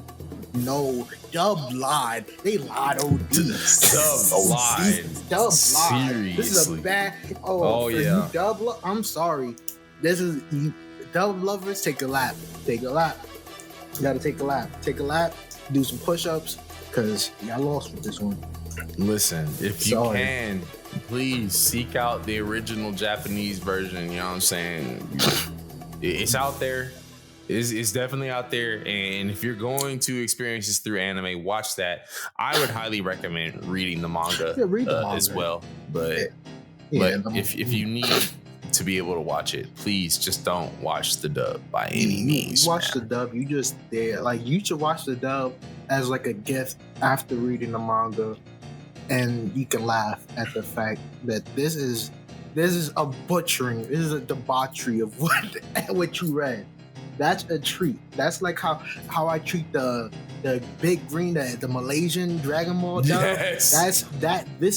The English dub, which is embarrassing, by the way. Yes. This is my parody of Baki completely. It's the damn ghost stories. Yeah. Baki, You bro. bullied me. Come on, dude. Stop the shenanigans. It's the ghost stories of Baki, bro. I'm telling you. Fantastic Stay far abridging. away. Yeah, it's unironically an abridged of Baki. Absolutely. It's not even like a proper. Oh yeah, let's copy exactly word for word what the sub did. No, it felt really abridges, like somebody that took their abridged shit a little bit like took it to heart, like a Team 4 star. That's how it feels. But yeah, dub lovers, you lost with this one. Great tournament though, easily. My boy Maxwell tournament does hold up. To be real with you, right? While it's not one of the first tournaments that people bring up in tournament arcs, right? It really does stand up with the rest of them. You've got goddamn Antonio Inoki. You've got fucking the giant Baba. You've got Dynamite Kid as Hanma's son. You got you got Mike Tyson, bro. Really? Man. Iron Mike. Look, Iron Michael got done dirty. Iron Michael got done dirty. Some shitty Goku. Stop playing with me. I'm gonna dedicate this to you, Hanaya. Shut up. I was upset, bro. Tag me, family. Yo, hot tag. Yeah, come on, Simmy. Bro, let me tell you something. The reason why that fight sucked is because Chiharu sucks. He's not good, bro. If it was Hanayama versus Mike, that would have been gas. Real Goku versus perfect. Like, yes. He wound up getting set up against Alexander, Nick. Nah, it was over. It was over. Some bum ass cheeks. Chiharu sucked. Not only do he suck, he is not a permanent character. We will not see him again until Son of Ogre. That's 2 mangas from now. And not only that, he's only there to do something fucking stupid. Yeah. And that's all he is. And he sucks. He sucks so bad. And now listen, as a wrestling fan, I understand the finish. He did not make Mike lose to protect him. He lost by disqualification. I get it, but bro, Chiharu fucking sucked. Bro, did you see the way that Iron Mike defeated that freaking Taekwondo? Stop playing with me. The bro is like, yo, son, well, a boxer, he got these little boxer. And that's his attack range. They can only attack in range, like, shut up, bro. Son, they underrated the strength. Like, bro, if this is supposed to be an accurate depiction of Mike Tyson in his prime was knocking people like Sheba out in like 2 minutes into the first round. So stop playing with me that this fake Goku. Oh yeah, he did catch and he had oh yeah, you wanted to run. I don't know. Maybe you was feeling mad about your boxing days when you was in the army or whatever. But you did Iron Mike bad, son. Iron Mike, his match, his first round match. Let me get the person who he actually fought. Hold on, let me just check my notes because I did take notes of it. Hold up. Just give me 1 second, y'all. I apologize. All good, bro. All good. Yes, Rimoku. First of all, Iron Mike got a fucking stand. Yes. This man, George L. Sullivan, freaking behind him, talking about Sam looking at Iron Mike back. He's seeing Sullivan there. Mike got a stand. That's number 1, right? So then we have Mike's first fight, round 1, against what's his name? Remoke, right? The Taekwondo dude. Bro, he talking about this shit finna be easy. Boxers, they can only attack within range. There's a little box in front of them. Bro, it's so funny. He jump in, he kicking it from the side, and all this other shit. Look at my boy Mike, son. He back up. He leading Rimoku to the corner. What happened? Rimoku think he on his fucking Anoki gimmick, go for a low kick. This boy Mike put his right foot on the barricade, and look, and the manga showed it so perfectly. It showed the exact box trajectory go downwards about 15 degrees right, aimed at the floor. And he nailed him 1 hit. That's how that shit works. Perfect finish. Gas pack. Here come freaking Chiharu, man. Son, he's bomb. He should not been surviving them punches, man. Stop him. Bro, that's a regular thing of like, you ever play Yakuza and you see them dudes that just run up on you every time you just walk up? That's him. Speaking of Yakuza, it was just announced moments ago that Like a Dragon Yakuza will be coming to Prime Video October 24th, 2024. A live action series? Ryoma Takeuchi, the actor for Shinosuke from Kamen Rider Drive, playing as Kiryu. That's crazy. Now they doing a lot. They doing a live action. And it's coming A this year. series? Yeah, it's gonna be a 6-episode series. 3 episodes dropped the first day, and then the other 3 episodes dropped a week later. Interesting. Interesting. That's a real Yakuza, especially 1 and 2. I don't want to talk about 3 to 6, but yo, Shiba not real Goku though. Real At punk. all. He one of them punks that you see. Bro, he's one of them punks that was getting beat up by freaking what you call it. Yeah, exactly, bro. Bro, I'm a civilian, bro. I've gotten myself into squabbles, bro. If I would have ran up on any professional boxer, I'm getting dropped. That's right. Shiba, bro, that whole I dedicate this to you. I'm like, bro, how the hell should be crying how bad he made everything look? This is not no real nothing. Talking about this a real bro. And then oh, get the fuck out. What? He don't got, bro. Dude did a head. Once I saw the headbutt on the cat, I was like, all right, bro, get this dude up out of here. And there's a lot of Baki fans like, oh, it did a lot for his character development. He not there until 3 damn months. Like, stop it. Don't tell me you develop somebody in that That's not particular arc there. and he not there.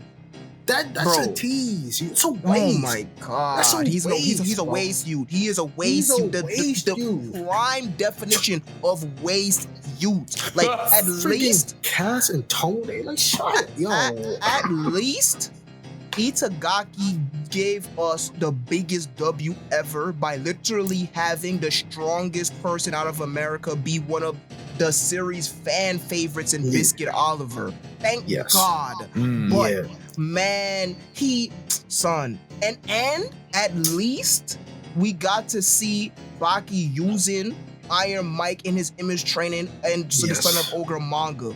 But man, that fight against Chiharu, that shit really pisses me off so Yeah, bad. bro. Chiharu fucking, he see Mike rushing him and he remember when the 100 guys, when they was pulling up on me. Bro, that was nothing. Get the fuck out of my 100 face. 100 punks ran up on you. That is not a professional boxer who is a replica of Mike Tyson. Nah. Mike Tyson was sending people in the hospital. I don't even care the fact that he couldn't continue. Bro, he was supposed to be dead after 5 licks. Real Literally. shit. He was supposed to Literally. be knocked out. Ding, ding, And- ding, ding, ding. And when he took his Stop. gloves, stop playing with me, man. When he took Stop. bare knuckles, stuff like he was really supposed to be up out of here. That Not should have ended a nigga's life. I'm sorry. He didn't, Like- he didn't even need to do that raw shit for a scrub. That's a scrub. That's on what I'm wheels. saying, That's a bro. scrub. Like- It was nice, but if it was a different opponent, it would have stand out way more. If it And was there Harayama, it I would is. have loved it. This is a scrub. He's a punk. What is He's little not cigarette, there. bro? Like, Only like Zuka would have beat him up. Stop playing. Stop. Onizuka would have matched him You up, would bad have boy. marched him up with a German suplex, bro. Stop it. Did a disservice to boxing. And as somebody who you box, bro. Why you? Oh yeah. Yeah, I get it. It did really feel like real pro wrestling, but bro, no.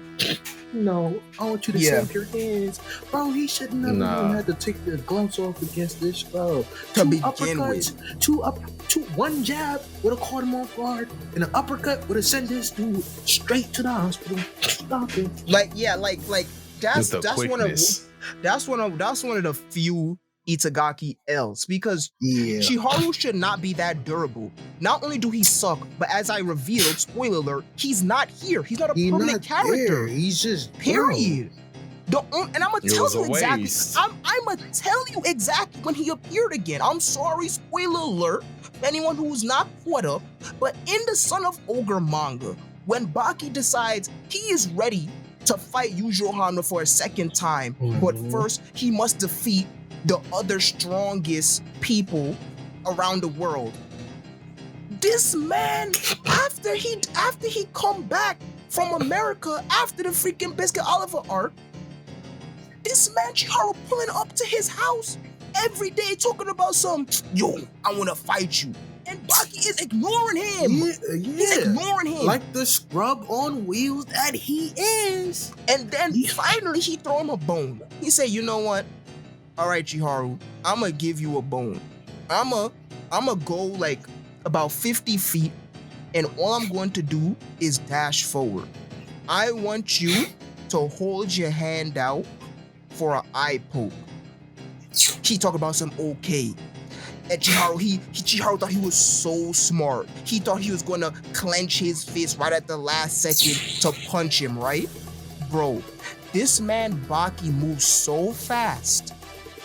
He literally broke Chiharu's hand with his eyeballs. With his eyeballs. And that's the last time we saw him. Yeah. As you should when you deal with some supporting trash. It's not even, this is fodder. Dog. This is fodder. That he sucks, though. And he should have been backed up by Yu-Gi-Oh! All them 20 on them niggas 20 on 1. Yo, Yu-Gi-Oh! should have did them filthy. The power. What a flick of the finger. He deserved that. Eradicate this dude. I'm really tough because Yankee, manga, and Bancho characters are easily in my top 5 archetype. As a matter of fact, the Yankee manga Prose is my 3rd favorite manga of all time.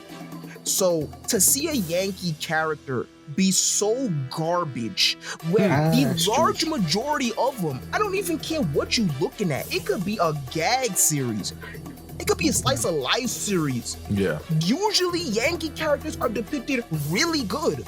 To see him, a Yankee character this whack? Yeah. He's on I forgot that anime with the time travel bullshit. I forget. It's so garbage. Erased? No, not that. It has he tries to save his girl. Oh, Tokyo Avengers. That fake Yankee manga. That Shiba is the main character, bro. Stop it. Stop it. That's a fake Yankee manga. That's not a real Yankee manga. Fake Yankee. We don't see. We got a bunch of bro. We Usopp to the thing, bro. He told tales, bro. He told tales. I don't care. He sucked, man. He fucking sucked. Big fat L. That, everything was great. That just pissed me off. Yeah, definitely pissed me off. See, that's the thing. That's the thing, though, is that like you have these highs and lows in the tournament, and it's not like we're saying, "Oh, this moment was ass, and that took away from the whole arc, and that's why it's bad." No, it's more like we were set up in a way where we really believed that a character would get some shine, and when we were let down by that, it's like, nah, nigga, this shit is real. The fuck? He used his big ass, his cranium to break Michael's shot. Yo, get the hell out of here, bro. Yeah, so I have to task the elephant in the room, unfortunately, since we're on the topic. So some people was arguing or asking the question, is Itagaki racist? Because they said he got a bias for Asian fighters, and the way that Mike lost, and Zulu and Zulu's backstory, they was like, is he racist? No. Nah. Not even. Yeah, no, not even. Absolutely not. Like, I could understand why they would think that he has a bias towards Asian fighters, but again, Biscuit Oliver is literally the strongest person out of America, and he's black. Yes. Yeah. Stop it. And not only that, he's an actual permanent character when he debuts. Yeah. Sorry. But yeah, it was highly unfortunate because I miss Iron Mike a lot. He was raw. The way that he obliterated Rimoku, man, that shit was so gas, bro. He punched him through the ground. Like, that shit was so raw. Stop playing with me. And we got that Chiba bullshit, man. That's Chiba. Yeah, that's the sound. To me, that's the only shitty part. That's the only thing that really soured me. I was real like, you know, that stink face you make after something just stunk. Yeah. That stunk. And it doesn't take away from Itagaki as a whole as writing. And honestly, if I didn't really care about I probably wouldn't have never said, "Oh, it's bad," but I like Mike a lot, and Shiva's just Shiva. He's a shitter. He's a garbage man. But I think he realized that over the course of time. Yeah, he's like, nah, Thank he's God so. for Baki. Honey, I'm out. Thank God for that. Yeah. Mhm. Thank God for that. Yeah, So- he realized. Actually, no, let me not. Jay, please continue. No. Honestly, God, that's really all that needs to be said, man. This is a series where it doesn't matter whether, you were coming into it saying like, oh man, like I wanted this one character to go all out and win, or even if it was something where you were like, damn, like it hurts if they lose, right? No one's saying like, oh, well, that throws off the entire series and it sucks because of that. It's just more of one of those things where, the characters draw you in, the strengths of these characters you're drawn into learning about, and man, like you can't help but keep wanting to go through and like figuring out like, damn, where is this gonna go? Yes, it's Baki series, so you only figure he's gonna wind up winning, but it's never something so easy as like, okay, he's just gonna go in and show that he's the strongest and boom, it's over. Yeah. Which is so funny because in New Grappler Baki, Itagaki does one of the things that Yuri Tamago does too, that I heavily love and I always use as my examples on the silly paper thin arguments that people use. But after Grappler Baki, and especially after Son of Ogre, Baki takes a back seat. He is not the vocal point anymore. He is not front and center anymore. Just like in Kinnikuman is not essentially going to get the final fight of the arc. Baki takes a huge back seat. Or more accurately, arcs aren't just solely revolved around him. We see everybody involved in the arc. Yes. And which perfectly segues into my argument on why Itagaki is a master writer. Now, people outside looking in, they see two things with Baki. They see Itagaki's very unique and quote-unquote grotesque art style. And they see the which is like, grow ludicrousness. up. Yeah, right. So they, as always, they see the panel of freaking Biscuit peeing on fucking Baki and Baki smiling, and they're like, oh my god, this is what y'all reading, this some freak show type shit. Yo, y'all freaky ass bugs, man. Y'all all type of other shit, right? And it's like, bro, yes, I'm not gonna shy away from this shit. There's some freaky ass shit in here. There's some lot There of freaky is. shit. Yu-Gi-Oh! Freak boy himself. Yeah. It's a There real is freak some boy. phenomenal, and I mean phenomenal foreshadowing throughout this entire arc. Now having experienced this arc thrice and being fully caught up, I get to fully catch the things that Itagaki did to set up the future of this series. Now, I've been battling with myself this entire episode to really think, do I want to go full spoiler territory? Because I know that the Netflix ONA is not finished adapting Son of Ogre, and they're going to continue adapting because it's wildly popular. So I don't want to spoil people, but I can talk about some things, right? So in the second round fight, I believe it is. Yes, it should be round 2, where Dopo fights Amane Yu, all right? This is some of the craziest foreshadowing I've ever seen in my life. So Dopo versus Yu itself is a good fight. Not my favorite, but it's a good fight. Yu is kind of a fucking burger, right? But there is something that's so important that happens here. So Amane Yu is pleading for Tokugawa to end the fight because he does not want to kill Dopo. If they continue, Dopo will die, type shit, right? Yujiro gets insanely pissed off and is like, yo, you fucking coward, and chops his shoulder into his fucking stomach and then grabs his hair and pulls him so hard that he scalps him, just straight skull and kills him. He said, Yes. he said 4 words, "You fucking coward, die." And he tossed his ass and he scalped him, right? And then Baki interjects, and Baki's like, "Yo, leave this place."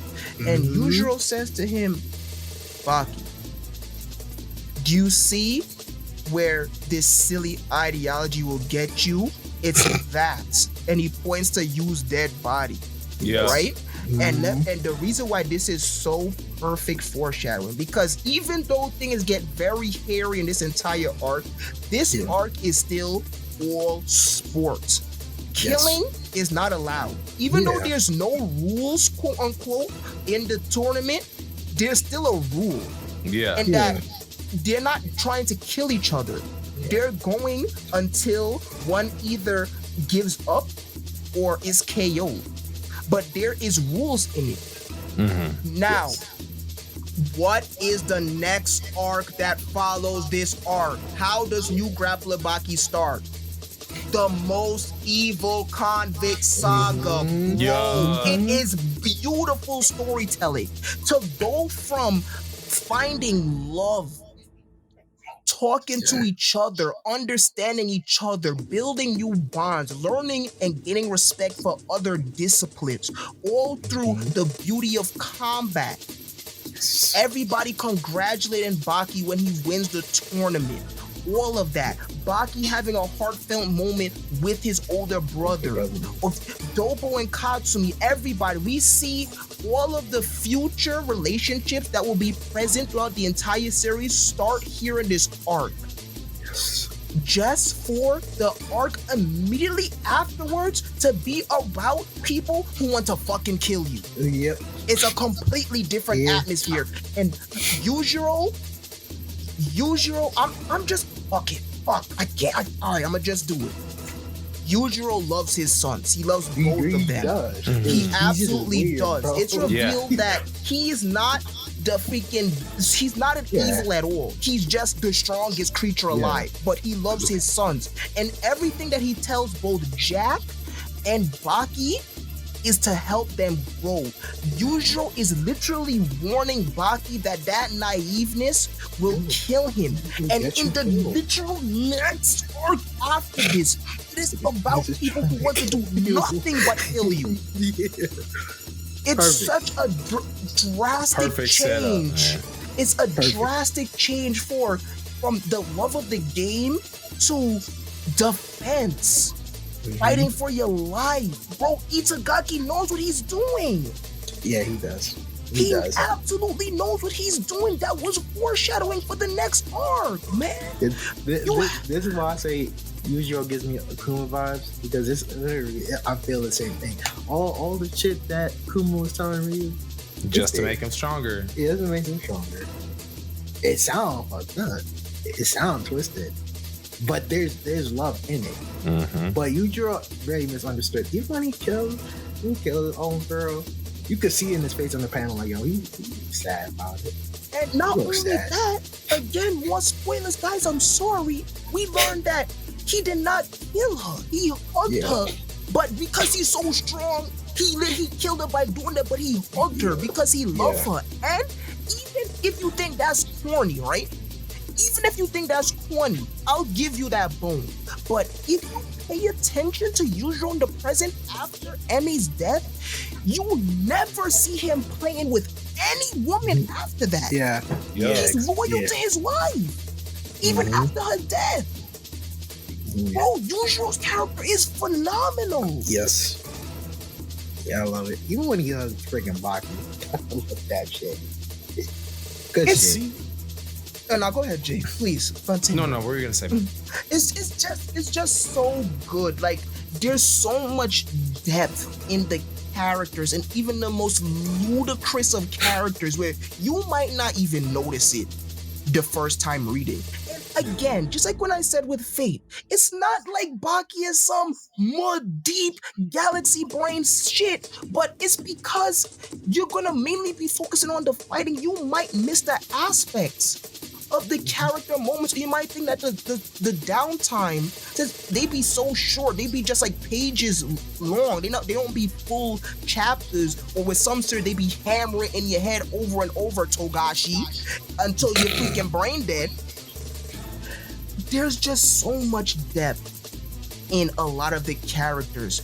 There is literally a scene, I believe it's in Son of Ogre, where Yujiro scolds Dopo for putting Katsumi's life in danger for hyping him up to fight Pickle. Scolding him as a father to father. Like, are you kidding me? Stop it, man. Just stop it. Just stop it. Itagaki knows what he's doing. There is depth in this manga. It's not just fights. And even if it was just fights, he's leads and bounds. But it's more than that. Baki is about the life of Baki. And Baki is one of my favorite MCs to follow. Because the entire story of him being the son of Ogre, but him being his own person, is so beautiful. From him doing everything in his power to please his mom, to him then changing his goal to get revenge against his father, to him realizing that he doesn't really hate his father, to him realizing that all he ever wanted was the love of his parents, to him realizing that he wants to live a normal life, but also being the son of Ogre, still having the demon's blood within him, still loving fighting regardless, and seeing his growth from a preteen all the way into a young adult in the current manga. It's just beautiful. The expression that Baki has when it's revealed that Jack is his brother, his older brother, is such a it's one panel, but such a melancholic look on his face. Like, stop playing with me, dog. This is why I always argue. You have to pay attention to the strengths of the medium. Baki is a manga. The visuals is the point. If you're writing a manga, your main goal should be portraying the story through the visuals. It is a visual medium, and Itagaki does this flawlessly. It's just that's what I'm saying, man. This is why you have to put the Maximum Tournament up there amongst the greats. Like, it doesn't matter to me if something that people are super familiar with or not. Like, does it draw the readers, the viewers in with a sense of being entrapped into the story, not just because you want to see what the main character does, but because the lasting effects of the legacy of all of these characters culminates into this? Listen. Maximum Tournament goated. Like, you know what I'm saying? Like, it's up there. And I really want to thank y'all so much for going over this arc with me this week, because this is something where, like, you gotta really break it down from different angles as to why the Maximum Tournament and Grappler Baki is so important. Even though this is a series that was animated, with this specific fight was animated 20 years ago, you have a whole new generation of fans that are addicted to this and care so very much about this series even today.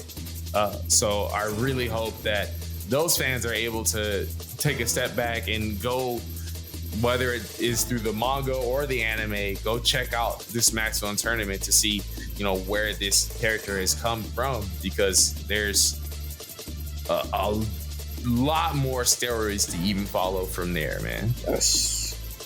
Yeah, it's good stuff. The reason why the Maximum Tournament isn't my favorite arc or my favorite arc in this series is because the entire first round is pretty whatever. It's filled with characters that are not going to be there, so you can pretty much essentially call them jobbers. Like, them a 90% of the first round characters, you may never see them again. But from round 2 and up, it's some of the most iconic moments in the entire series. Some moments that has stuck with me since I first saw it 20 years ago. and some of the best, fights you will ever see in any anime, in any manga, period. I just want to quickly touch on it since we are running a long time. Now, again, I apologize for greatly stat padding the episode length. but, demo. The finals is one of the greatest fights in anime history. Actually, not even just in anime. Yeah. Jay said it right. Ever. Let me tell you something. Man. Where's my notes at? Where are my goddamn notes at? The fight fully starts in chapter 342. And we get 2 full-page panels and then 3 double spreads to end the chapter. That is 6 pages of these two just wailing on each other, toe to toe. Then it gets even crazier. What happens next week? Chapter 343, we get 6 double spreads. Stop fucking playing with me. That's one of the craziest sequences in manga, period. It's one of the greatest panels ever. Yeah. Cause from the hug, bro. I read that shit, and I don't usually be a little bit emotional when it comes to reading my shit. But my God, I was like, oh no. I saw the tears on Jack's face. I was like, God damn. Let me take a break. Cause I felt it, bro. I felt it completely. That's one of the greatest fights in the medium, period. One of my favorite quotes. It's so simple, but it just hits so hard for this story and these characters. Is when Jack finally nails Baki with the bite in the ori in his bicep. He has 3 minutes left to live. And he nails him, with his uppercut that he's been ending everybody else with. That uppercut that literally sends you spiraling on some Superman shit. He's laying on the floor. And Kozue, who also has a phenomenal character development, as Baki is fully revealing his all to her throughout this entire tournament. She pleads for Baki to stop and calls everybody in the venue idiots for egging on these barbaric fights. And Jack obliges. He says, you heard her. What do you want to do? And he said, do you want to stop, specifically? And Baki says, no, it's okay. Yeah. I think I could keep going for a little bit longer. And that panel of Baki laying on the floor and saying that with Jack standing above him, dog, that's one of my favorite pages in manga, period. Stop playing with me, dog. Just stop it. Oh my God. And then the finish with the guillotine, the front guillotine. Just stop. Bro, Jack unlocking his demon's back. Dog. Yeah. And it's a demon. Yes, man. The mark of the demon. That shit, man. Good shit. Good stuff. And it's so funny because even though Garuden is a light novel written by somebody completely different and all Itagaki did was adapt into a manga format, there's so many similarities as concepts that are shared between the two, because the whole demon is in Garden 2 is called the Beast, right? And we see Tanba go through that exact thing, where the closer you bring him to death, the closer where he is fully enthralled into the fight is the closer where the beast is unleashed. We see the same exact thing in Baki, and we see it happen with both Jack and Baki in that final minute, the final one more minute. Oh my God, freaking Jack maxing fucking punches the shit out of Baki in his face, sends him flying across the arena, then low kicks my giddy right in a down Baki in his stomach. He throw up revert back to his skinny self. But no, that shit hardened. This nigga a diamond. He on his Akuma Shogun pack. He got the demon in his back. Then Baki get up. 90 seconds left. Oh my God almighty. Yeah. He said, Jack, this is my final move. If you survive this, you are the winner. Locks in the guillotine and the demon in Baki's backstop. Oh my God. Dog, I was literally tearing up reading that shit. Like, it's just it's a so really great raw. fight. That shit It's is just so fucking raw. That's what I'm saying, man. Like they don't make them like this. They really don't. They really don't. They really don't. This is something where you have a tournament that is not just driven by like getting to this certain goal or, you know, a character overcoming a certain challenge. Like, no, this is just all for the sake of like, hey, who's throwing the best goddamn hands? I love that. And then for it all to culminate into the sons of Hanma, bro. Yeah, you can't really.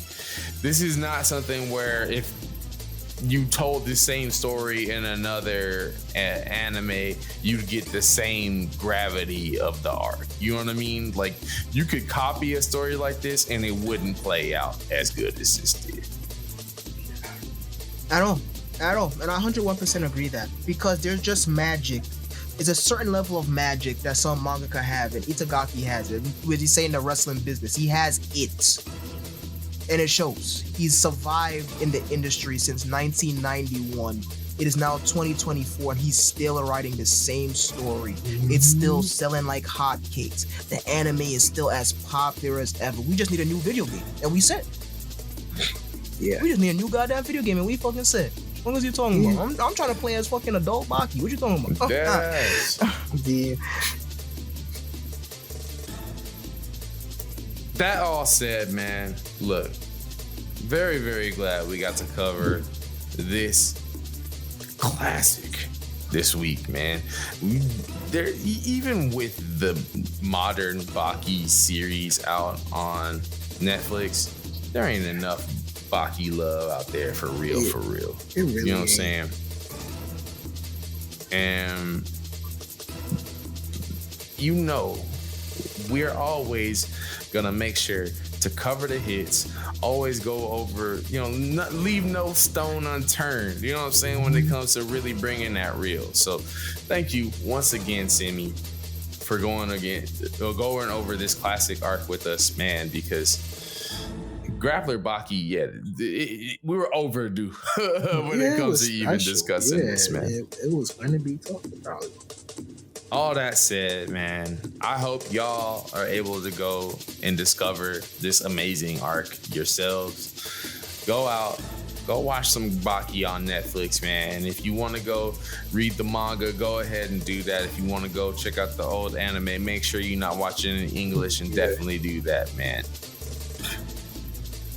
But for the time being, we appreciate y'all having listened this week to go over the amazing Maximum Tournament.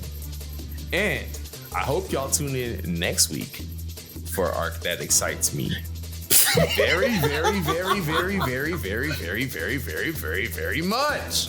You see, next week we're going to talk about Dee's very favorite anime tournament of all time. Dee, you want to let the people know what your favorite anime tournament arc of all time is?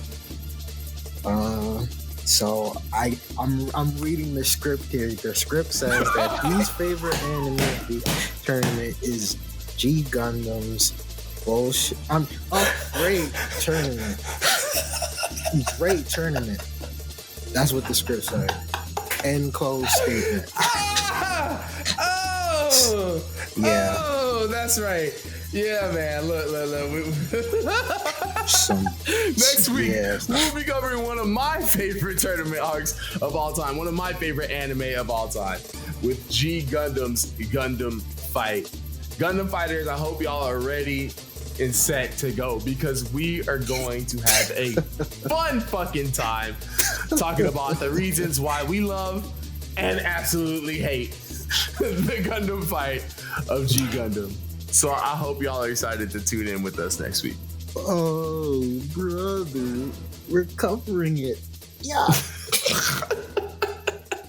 But until then, man, thanks again, Simmy. Really appreciate you joining us this week, dog. Of course, as always, it's always a pleasure. Very much a pleasure to have you as well. And as we always say, subs lie, dubs lie. We don't, never have, and never will. Fucking We out Gundam, here, y'all. Gundam fight, man. Yeah, bro. Shit. He's gonna love it, y'all. Just wait. Catch y'all next week. Peace.